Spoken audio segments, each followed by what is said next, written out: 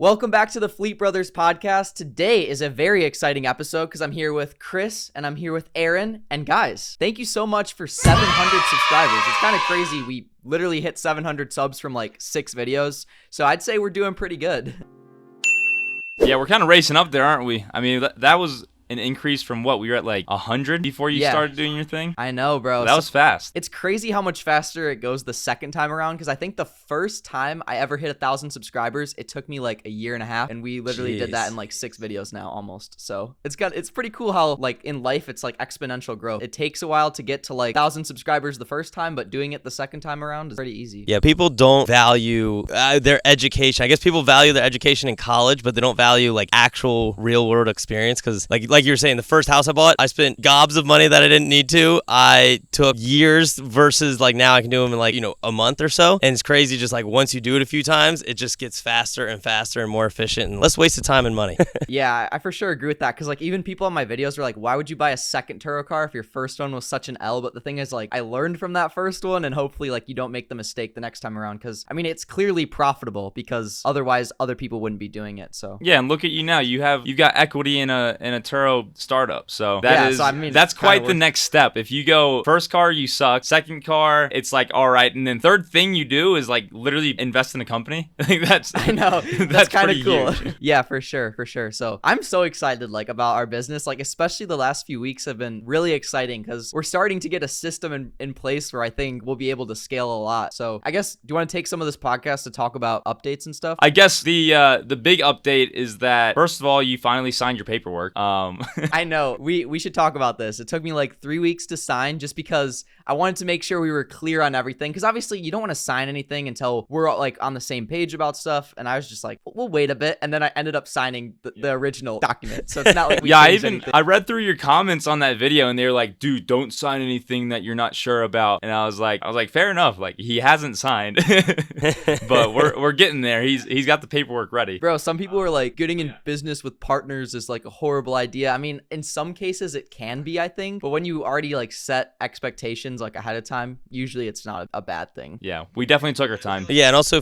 we've all been pretty good about like keeping the lines of communication open and like being on the same page and not doing things in the dark. So I think as long as we're most like anything, business relationships, marriages, everything pretty much falls apart because of communication. So as long as we are on top of our communication, all staying on the same page, I think we should be fine. 100%. I think so too. And yeah, a big thing I also noticed that we're actually starting to do is we're not buying as many cars from Facebook Marketplace and Craigslist. We're trying to find dealerships to actually get us cars just because of how fast we're getting orders, right? So I've noticed like with like getting cars private, like on Marketplace or something, it takes a lot longer than just like getting a connection with someone that can get you good deals. Yeah, and I guess that actually would be one of the updates I guess I can go over real quick, is that we were crushing obviously you're killing it on the marketing side and growing our brand that way. Sales side has been going almost too well to where we can't keep up with the orders. So now Aaron and I have been really like focused on figuring out car buying and hosts. And so on the car buying side, as you're saying, it's a lot more time consuming to do it private party. The benefit to private parties, you can sometimes get a really good deal. Sometimes you can also buy your first Turo car. So like private party is not always the best option, but a lot of times if you know what you're looking for, you can get better deals. However, you can only really get those better deals if you're paying cash. And a lot of our clients don't have the money, or they do have the money, but they just don't want to dump whatever, $15,000, $20,000, $30,000 into a car when they don't know what they're doing. So they're trying to leverage their money in finance. And so if you're doing a private party loan, one, it takes away all your negotiating power with the seller, because they're like, well, I have a million people that want this car because I'm trying to sell it for such a cheap price. And you're telling me you want me to wait 3 weeks while your loan processes through the bank. So you have that you run into when you're buying private party with a loan. Also, private party loans, I don't care what people say, they're worse. The rates are worse than if you were to do a loan directly with a dealership, because the dealership shops your rate between like 30 or 40 different banks and credit unions. So you get typically better rates when you're buying through a dealership, and it's fast turnaround time. And so we've actually built a lot of relationships over the past,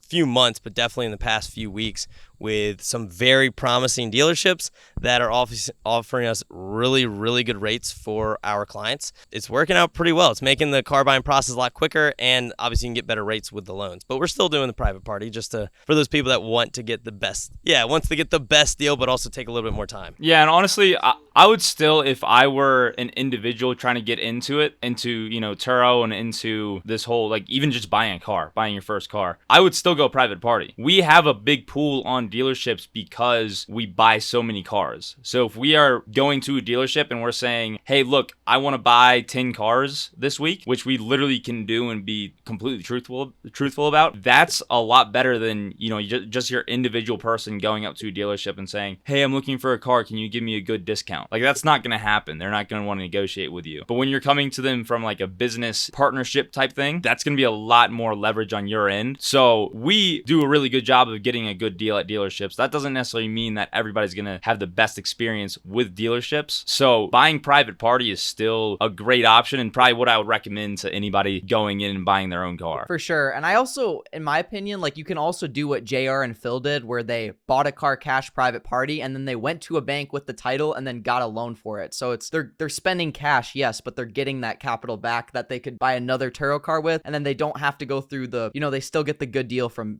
going private party. So that's always an option. Bingo. And that's probably the majority of people that end up helping out doing private party. The majority are going that route. Mm-hmm. Yeah, I think that's probably a smart move, because what do you guys think? Do you believe in financing Turo cars or do you not believe in it? Because I feel like it kind of makes your margins not as fat, for sure. Like, if you have a cash car and it's paid off, you're profiting pretty hefty on that. Oh, I definitely believe in financing cars. I think that's a great option, because if you think about it, I mean, no money has left your pocket. When I did my Jeep, I did my first Turo car, I had gotten a loan with 0% down, and the way that it works with most loans, most auto loans at least, is you have 3 months until you have to make your first payment on that loan. So I had 3 months of collecting about like $2,000 per month before I even put $1 towards the Jeep. So if I had just put $40,000 into that Jeep, then that's kind of like you're giving up a lot of capital that you could be using for a lot of different things. And so instead, when I just had a loan and I was paying that off monthly, I'm still making profit every month because I'm, making $2,000 revenue and probably spending about $1,000 on expenses. So in about a week, I had a new revenue stream that was profiting me about $1,000 every single month, and no money left my pocket. That's crazy. I feel like that would be a really good video to do at some point, like on either this channel or my channel, like buying a Turo car with $0 down and then documenting getting the car for free by renting it out. And like, how long does it take? Buy a brand new car, $0 down, and just see, or buy like a car that's a few years old, because obviously you want to avoid the depreciation, because you made like 20 grand on your Jeep, right? Yeah. Overall, it was about 20 grand.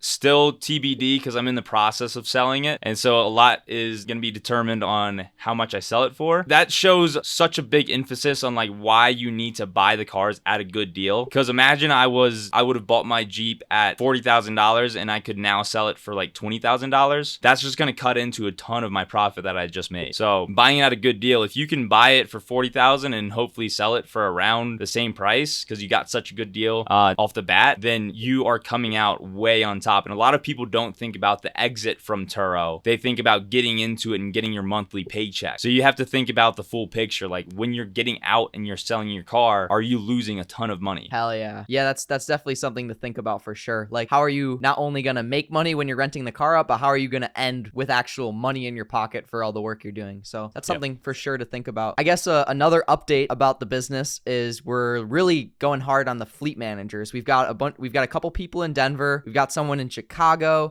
Where else do we got people? We got someone in Sacramento, right? Yep, Sacramento.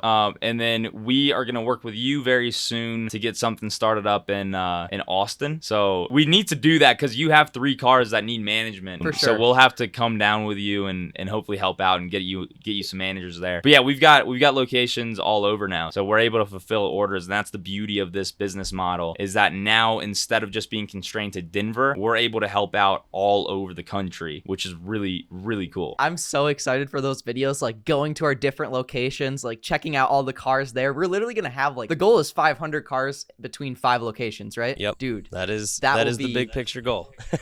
That will be crazy. That'll be awesome. That's literally goals. Like, I can't wait. That'll be fun. I'm excited to keep building this up. And yeah, what are your thoughts on me maybe being the manager in Austin? Because you guys didn't seem to be too big of a fan of that. Yeah, there's no way we would have you managing cars for us. You're very much not Arslan Fleet certified, dude. Yeah, I mean, just looking at your track record, first of all, I don't know if I should mention this, but you're not old enough to manage Turo cars. So yeah, that's probably first thing. I don't want somebody with a red flag off the bat in terms of like, you actually shouldn't be managing a single car. So we got to get those out of your hand ASAP. That's facts. And then right now I'm using my brother's account name to literally run my Turo account. My brother's like name, address, birthday is on that account. And then whenever I call Turo support, they're like, oh, what's your name? I'm like, Alex. I go by Alex actually. But yeah, it's like so confusing because I have to like remember that it's my brother's account and not mine because I'm not 21. But hey, don't make an excuse if you're under 21 that you can't rent on Turo. There's always a way. As far as Turo is concerned, it is your brother's account, his cars, and you're just helping out. Yes, exactly. He just lives across the country. Which, to be fair, is what we're kind of like helping out our clients do. That's true. I guess Alex is just your host and you're his employee. Yeah, exactly. I mean, he does help a lot because like my battery died on the Fiesta the other day and he was helping me like figure out battery and I had to install it and I did it myself. So it wasn't that difficult. No. There you go. That car has made me a better mechanic for sure. True. It's always the beater cars or whatever, like you buy like your first thing. Like I bought a boat, like not a nice boat, it was literally like a little tiny John boat, and I had to learn how to like fiberglass the whole thing, so and like basically build like a crappy little like electric engine. And if I would have bought a nice thing, I would have never known how to do any of that fun stuff. Now I've forgot everything I learned because that was years ago, but it was fun in the moment. Hell yeah. Well, I think a boat stands for like, basically you have to spend a crap ton of money every year just to maintain it. Like they're very expensive, not just like buying them, but just like every year maintaining. Yeah, it was not a good deal. Me and my buddy, we were driving. This was like eons ago. I was probably like 17 at the time. We were driving my mom's minivan, saw a yard sale, pulled over. There was like this dinky John boat thing that was for sale, and the guy was like, I'm selling it for $100. I don't care. The thing had like cracks all down it and all this stuff. I was like, I don't care, $100, like that's sick, like I'll do that. So we split it 50-50, bought the boat. I refiberglassed it with my dad so that it wouldn't sink, and then we like built new chairs for it and built like a whole like little back section to like put in the battery and the motor in. So it was cool. It was a cool experience. I mean, I spent way more money than the boat was actually worth. The boat was worth, when we bought it, $0. It was worth going to the dump, like in the condition it was in. But it was still fun. It got us out on the water. Got to go fish in it. Got to learn how to. Hey, I mean, at least you got to use it. That's kind of a cool story, though. Like, did you end up selling it for more than you spent, or did you lose money on it? Yes, good question. So what ended up happening with it was we left it in the water when we both went away to college. So my buddy that I bought it with, his family lives on a lake, and so we left the boat in the lake. We both left for college, forgot that it was in the lake. The lake froze over and the thing basically split in half from the frozen lake water. Yeah, it ended up being an L. Rest in peace. We got, I probably went on the boat 100 times. So if I spent $100 for the purchase price, basically paid $1 to go on a boat, or really paid 50 cents to go on the boat because I split. You had a great summer with it. I mean, that's damn sick. Right. That's sick. Yeah, it worked out. Definitely worth it. So how have your guys' personal Turo cars been doing? Because we talked a little bit about the business. We talked a little bit about my cars. How are your guys' cars doing? I mean, one of them for me is being sold. So it hasn't been on Turo. I actually, I had my last trip the other day, which was kind of like a bittersweet moment for me. And the only reason I kept that trip on, I actually had removed it from Turo pretty much fully before this trip, and then there was just one trip left where he was paying a little bit higher than the usual daily rate. So I was like, you know what, let's just keep this one trip on there. It'll pay my entire monthly car payment and all the insurance for the car. So I'm just gonna leave it on there, make my money for the month, and then probably just put that towards like different little repairs and stuff that needs to happen. So that thing's off, and getting like, paint repair and some small dent repair and all that fun stuff before I sell it. And then I've also got my Subaru Outback on there, which all it is just consistent and reliable, and like you're not gonna have a bad month, you're not gonna have a spectacular month with a Subaru Outback because it's Denver. Like people want that car year round, but it's not something flashy. You're not gonna pay an arm and a leg for it. For sure. So I just got my old reliable car on there. How's that one doing? Like monthly, like what kind of revenue is it pulling? Yeah, it probably averages, I mean, a high month for it is about $2,000 revenue. And then a low month for it is about 11 to 13 revenue. Okay. And what are you charging for the daily rate? Because like $2,000 for a Subaru in a month, like that's solid. Like, yeah. Like, what is that daily rate then? Yeah, I mean, daily rate for it on a good month, you'll get about $75 a day or so on average. Day? Yeah. So it does really well. It does very well. It is a nicer Subaru. It's like a 2019 limited edition Subaru, and so it does great. Like people love it. I've got really nice photos of it, great listing, and obviously it has like a bunch of trips and a bunch of 5-star reviews on it. So it just makes it a very promising option for anybody coming to Denver. It's kind of just the obvious car to pick when you're traveling. Yeah, for sure. And something I think is also interesting that you do with your cars is you do the automatic pricing, because a lot of people say not to do that actually. So you just let Turo for the most part dictate the pricing, right? Yes and no. So there's good and bad things about automated pricing. Good thing is that if you're coming up on a month, let's say it's December, the start of December is going to be kind of trash, but as you go towards like the Christmas time, it's going to just shoot up. And if you're not thinking about that and you're not super proactive with your pricing, you might miss out on adjusting the Christmas pricing to meet the demand. And so when you let automated pricing do its thing, it's just going to say, okay, this is Christmas. It's going to shoot up the pricing. Yeah. So I really like that about it. It makes it so I don't like miss certain things, and it also adjusts the weekend prices to be more expensive than the weekday prices. And what you can do is you go into your automated pricing on your settings and you just bump up your low end and you bump up your high end by like $20-ish a day. If you're not getting bookings, you bump them both down by like, $5 each until you find a sweet spot. But if you go into a month and then you say, all right, look, I've got 1 week out from now, no bookings at all, I'm just going to go in and manually adjust those prices, So it's not necessarily automated because I'm doing a ton of work on the back end, like making sure they don't mess things up and, charge nothing for a whole month. Because they do that. Sometimes they'll just drop the prices automatically by a ton. So as long as you're very proactive and you're looking at your settings and you're looking at your Turo calendar all the time, then it'll be fine, and automated pricing is a good solution. Yeah, and I think what you kind of do is like you mostly focus on like the next week. Like further out, you keep your prices high, and then like the next week, if it's not booked, then you lower it a bit, which I think is pretty smart. That seems to be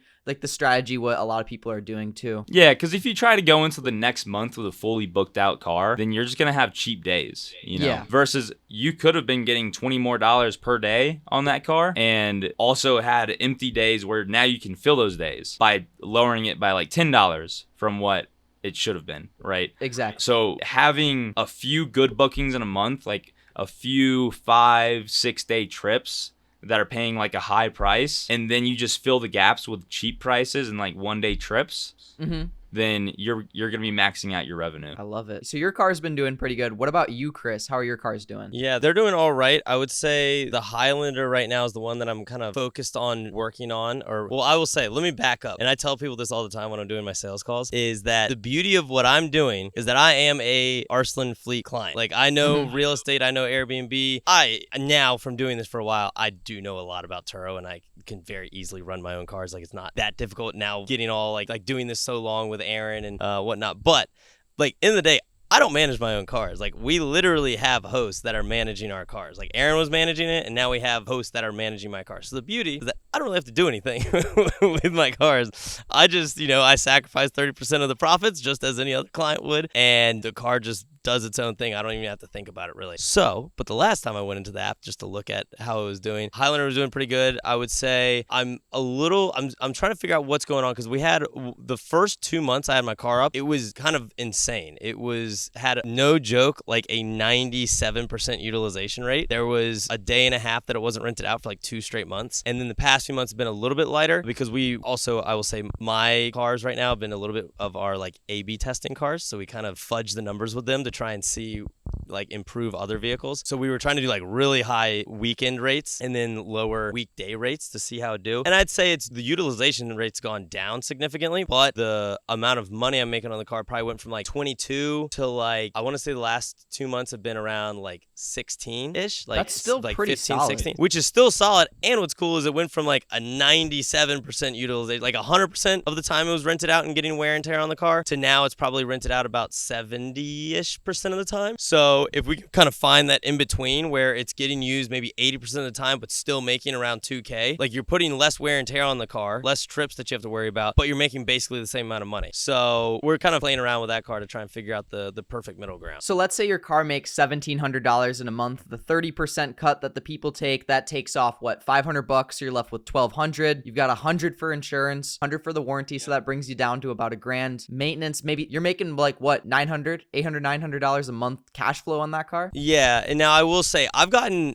knock on some wood, I've gotten insanely lucky because I so far only have Toyotas in my fleet, and Toyotas and Hondas and Lexus are like the most reliable cars out there. I've literally had like a flat tire so far, and I've had the car for a while, so I'm sure I'm overdue for some like expensive maintenance bills. But yeah, I mean, my maintenance for the past few months have been under $100, which is for sure. So you're making not like heard of. Almost $1,000 a month pretty much off that car, which is sick. Yeah, it's been close. I wouldn't say it's necessarily been $1,000, but it's been damn close. And now I work all the time for our company, Arsenal Fleet, but for actually managing the car, I literally don't think about it. I don't go into the app. I treat it as if it was like my like Fidelity account, where if you look at it, it's just gonna stress you out. So why do it? Just don't even worry about it. Just let it do its thing. So that's pretty much what I've been doing with my personal vehicles. Is I never open the app, I never look at it, I don't worry about it, and when I get paid out on it, I'm like, cool, that was the easiest $700 I ever made.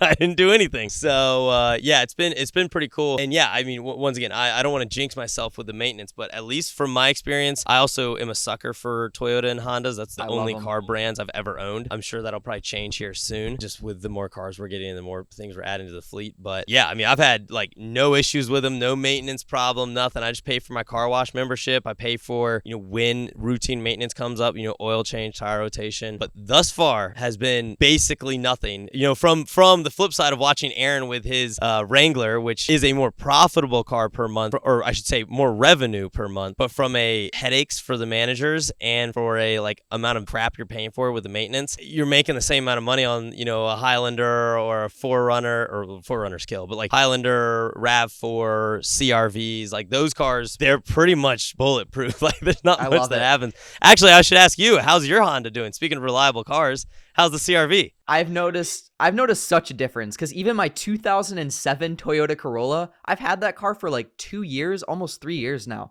Literally the only thing that ever happened is there was like a hole in my exhaust that patched for like $70. It was like $60 to weld a little thing. Only problem I've ever had with the car, other than oil changes, tire rotation, brakes, like that kind of easy stuff. Like it's crazy how like easy those cars are to deal with. Whereas the Fiesta, bruh, that thing, I don't even want to talk about it. Like, I'm happy I have a warranty on that car now, because now if anything breaks, I'm probably covered. And like the CRV, I don't even think I'm gonna get a warranty, because I know that those cars, like, sure, something might come up every now and then, but it won't be very often at all. So far that car's been great. Yeah, I've been paying $100 a month for my warranty, have used it a grand total of 0 times. So I wouldn't necessarily advise people not to get a warranty, but on the flip side, I have definitely not been, like, I've technically, lost money, or have not been making my money back on my warranty, but I do like having it in the event of transmission failing, engine failing, anything big. That would be a gut punch if I didn't have the warranty. Yeah, you need the warranty. Like, the thing is, so I'm getting ready to sell my Jeep, and honestly, you guys should see the laundry list of things that I have to fix before selling it. That's why, like, I haven't just put it up and I'm ready to get rid of it. I have to have the Jeep service, like have the fluids checked. I have to get paint repaired. I have to get the dents repaired. I have to repair the tires. I have to like add random little nuggets that fall off Jeep or get stolen, because there's always like these little dangly things on the front of the Jeep, like a hood vent, random things that need repair, just because a Jeep has all these cool little bells and whistles that break, like, Yeah. My dad always said, like, the more, like, bells and whistles there are in the car, that's more stuff that can break. Oh, yeah. So he always gets, like, the most basic car possible. That's why we're always with our clients just trying to get basic cars now. We're just trying to get, the normal run-of-the-middle, like, cars that will do very well and not have, like, huge upgrades. But what I'm going to do, since I do have the warranty on it, I'm going to go find a mechanic and say, look through every single crevice of this car. Find something that can be a warranty claim, and let's run it, I'm going to have them use it. Look at literally every single thing. Hey, if this can be considered a warranty claim, just use your creativity, make your money, and fix every single thing you possibly think can be run under a warranty. Like right now, I've got the camera has like something it needs to be fixed that just like doesn't show up on the screen. I think it's a wiring issue. And then just like random things with like the car that they can find, I will just have them do every single thing possible, because the way it works is the warranty, every single time you fix something, and if there's like 3 different things that need to be fixed, it's all lumped into one $100 deductible. Bro, so that is a great deal. It's crazy. So yeah, if you like have a few things going wrong with the car, maybe like one thing, like, oh no, the speaker kind of cuts out every once in a while and it's not like that bad, definitely don't fix it. Just wait until things pile up and then get it all fixed at once. With the next thing. Yes, I love it. So now we're going to move into a segment of the podcast that I literally just made up called Would You Rather? But the cool part about it is it's going to be passive income / Turo related. So the first one I thought of is AirBNB or Turo. Let's debate here. I would say it depends on your financial situation. Airbnb is a lot more capital to get into, but Turo, like, I think you could probably make more money off of Airbnb. I don't know if you can make as much ROI off of Airbnb. And it also would depend on if you're doing Airbnb arbitrage or if you're doing like actually buying the property. But honestly, Chris is the one that owns Airbnbs, so he should probably speak to this. And he owns Turo cars. Yeah, I would say I've got both. So Aaron kind of hit the nail on the head. So it depends on your funding. So yes, and kind of your risk tolerance a little bit, but not really. Every investment has a little risk. So I'd say it probably comes down to the amount of money you have. So you have with Airbnb, you're buying a house, which depends. You sometimes can put 5% down if you're going to like live in a section, Airbnb a section out. But typically if you're buying an investment property, like specifically for Airbnb, you're putting 15 to 20% down on the house, which is literally hundreds of thousands of dollars. Like 5 Turo cars. Market. Yeah, that is. Yeah, or you could pay cash for 5 Turo. So that's the one side, is you're putting a lot of money down. Now, some people will do like Airbnb arbitrage, where you rent the house from somebody else and then list it on Airbnb. The problem with that is you have no equity in the deal. You're literally just renting a house. Now, also typically with that, you're putting down, 1 to 2 months of rent. So call that $4,000 just for like first month's rent and security deposit. You're also then having to furnish the house, which is another like $5,000 to $6,000. So now you're like $10K into this deal, and you have zero equity in it. Whereas with a Turo car, if you spent $10,000, you could buy a Turo car. Like you could literally buy a Turo car for $10,000. Your car that we got you, Will, was $11,000. So you could either have an Airbnb arbitrage deal where you have zero equity, or a Turo car where you have 100% equity like you do. So that's the one part. Yeah, I think Turo is better than Airbnb arbitrage, but Airbnb itself, if you have money, is probably better than Turo. Yeah. Now, I will say the one catch with Airbnb that people don't think about, especially if you own. So, like, for example, my Airbnb, the bathroom tub, like the drain wasn't working. It was all like messed up. It wasn't connected.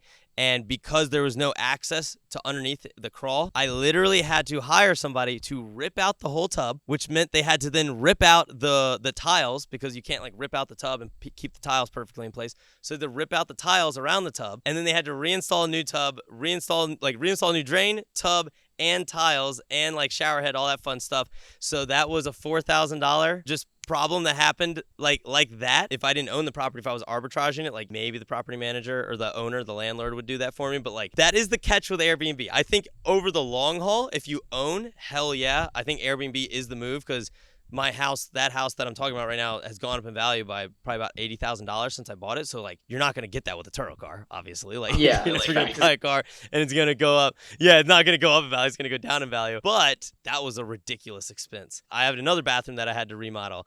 I had new flooring that I had to put in. Like, there are so many expenses that you don't think about with a Turo car, with a warranty, especially, but even without a warranty, the worst case scenario is an engine fails and it's like, all right, that's a $5,000 fix. That would be like the best day ever if I had a $5,000 like expense with my properties. So I would say for starting out, get into Turo. If I was going to compare the both, like if you're brand new to investing, I would say get into Turo because one, it teaches you all the skills you need to do Airbnb, be a landlord, all that fun stuff, how to buy and find good deals. But like you can learn all that through a Turo car. And as Aaron was saying, you can do 0% down on a Turo car. Whereas if you're trying to do a 0% down deal on a property, it's really not possible. Like the way that people do it and they brag about like, $0 down. I've done like one $0 down deal, like $0 down deal.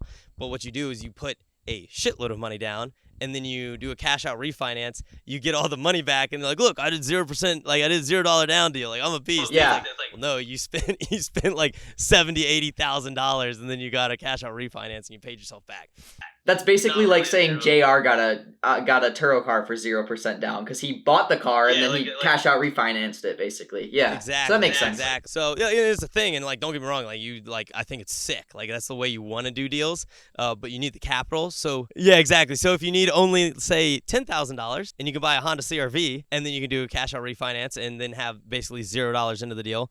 Or do that with a real estate property, but then in those instances you need $100,000 to do that. And you typically have to buy those houses and refurbish them. Now, I'll say from a monthly strictly amount of cash that you're going to make, yeah, obviously my Airbnbs, like each unit makes me about like $1,000 to $2,000 a month. Like, what are you cash flowing from like your real estate right now? Like roughly? Yeah, so I would say, now once again, I'm going to give you the cash flow number. Now, keep in mind that this is not factoring in, I'm not factoring in when my AC breaks, when my roof, it needs to get replaced. Like, so, but I'm typically cash flowing around, I would say like 8 to 10K a month for cash flowing on my real estate. But I mean, even if you take half as profit, like... yeah, exactly, and that's pretty much what it comes out to after I have like literally my Airbnb unit. Also, right now is the one that's giving me a bunch of headaches.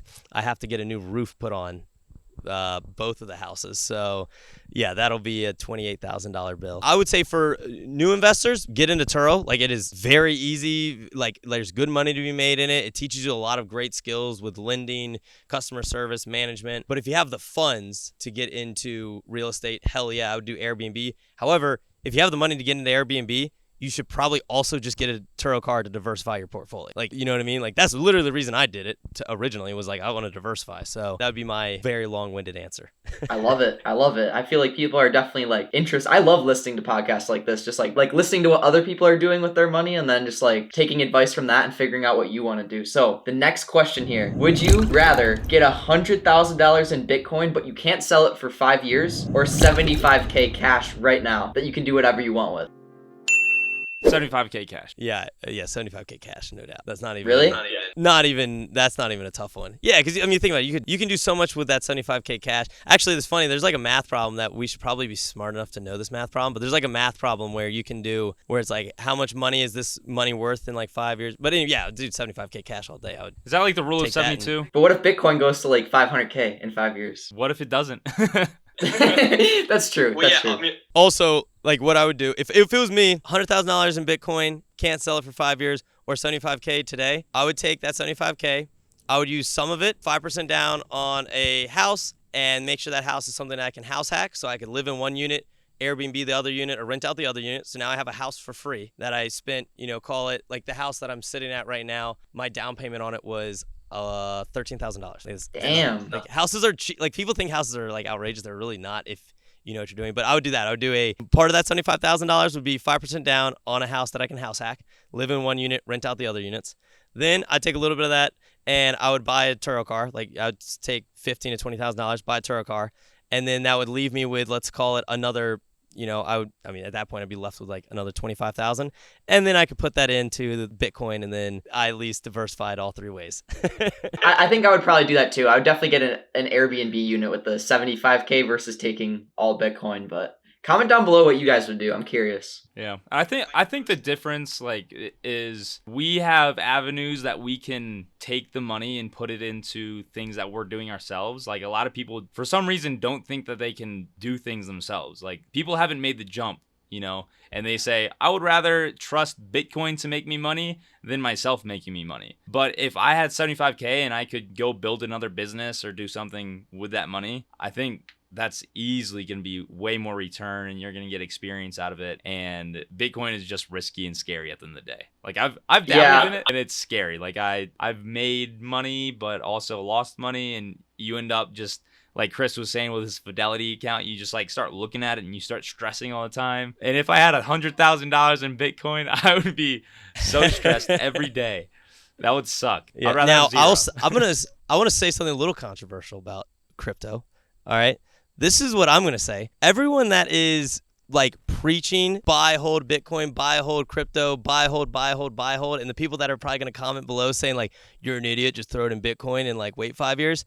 Everyone that is preaching Bitcoin, crypto, guess where they're making the majority of their money? On their YouTube channel, on their coaching courses, on building their own cryptocurrency that they can pump and dump. Like that's where they're making all of the money. Like that's where you're making shitloads of money. So like, yes, I agree. Like I personally have money in crypto, in Bitcoin. Same here. I'm not hating on it. But on the other hand, like the people that would be like, preaching, no, just blindly put $100,000 into crypto. It's like, well, no, you're making all your money outside of actual crypto. Like you're running a business making you money. So I'd take that 75,000, build a business, and make a lot more money than you would if you just let it sit in crypto. Yeah, I agree with that. I think crypto is something that really shouldn't be like the majority of your portfolio. A lot of my like friends who are like younger and also make money, bro, they got like 60% of their money in crypto. And I'm like, why? It's like, they make good money from like e-com or something, and it's like all in crypto. I'm like, bro, come on. Like I have like 10% in crypto. That's kind of what I keep it at. I'd probably be a little bit lighter. I'd probably have like 5% of my portfolio. I had a lot. I will say there is one catch. Well, they don't exist anymore, but back when you could use, it was called BlockFi, and you could put your money into crypto, and then they would pay you a dividend, and they'd pay you a fat I've dividend. heard. Those are risky. And so, and then some of them like started to fail and go under. Now BlockFi doesn't let you put more money in because it like got regulated, all this craziness. So there was hella risk involved that nobody really thought about when they were doing it. They just saw the dividends and like, fuck yeah. But yeah, I did have a lot of money in BlockFi for longer than I probably should have, but I've since taken basically all of it out. I have like a tiny little bit left. People were thinking that's like a savings account. Like, oh, I get 7% interest. And I mean, yes. And I remember telling my dad about this, and I was like, bro, like that's a good idea. It's like better than a savings account. But people didn't realize the risk with that. Like I have a friend, he put, I think like 25 grand in Voyager, and then they went bankrupt and lost all of it. Oh, yeah, dude. The day what was the stable coin that like disappeared overnight? USDC or USD, one of the USD coins. Yeah, it was one of the stable coins. Yeah, that's like not the point of stable coin to just disappear. That's not very stable. Bro, KSI, the YouTuber, I think lost $1 million on Luna crashing. Which for him, whatever, but he probably made a lot off the content for losing $1 million though. Yeah, that's facts, bro. If I lost like 10K, I like my Turo car, my red Turo car, the Fiesta that I lost a bunch of money on. I've kind of made my money back just talking about losing all that money. Yeah. I was gonna say people like hearing other people's like horror stories, like like they want to hear when shit goes wrong. They don't want to hear just like, yeah, it was easy. I opened up, like I just got Venmo'd, or I just got like direct deposited $700 for my Turo car. Like I didn't do anything. It's like, that's fucking boring. I don't want to hear about that. I want to hear about, your little Fiesta that like imploded on the side of the road and you got pulled over by the cops. Yeah, everybody loves the hate. Everybody loves just like diving into the hate. Like, okay, but why is this bad? Let me make a video on why this is a bad idea. Because, I mean, there's obviously both sides. Like, if you don't do Turo right, or chances are you might have some bad experiences with Turo. Just like when you get into any other business, there's going to be hard things about it. But once you figure those things out, eventually, it'll be successful. It just takes trial and error. And obviously, like, you're going to have good times, you're going to have bad times, just like with your real estate properties right now. You got two roofs to do.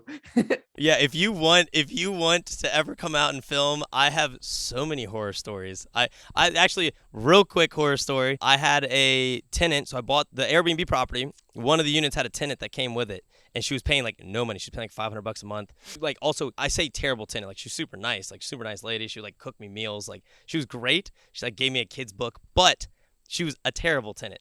Paid no rent, like very little rent, would pay late. Also had utilities bundled into the rent. So like the utilities were half of the cost of her living there, and she'd only pay in cash.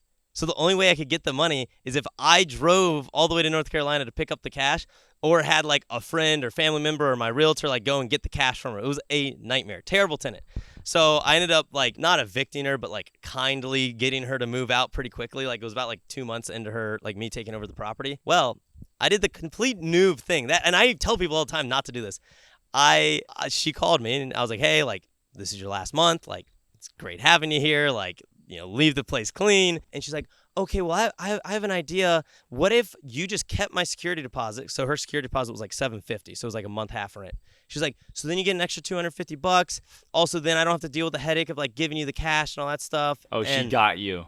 Yeah. Well, to be fair, I was also in Vegas, like gambling, like having too much fun, like not really in the right state of mind to be making business deals.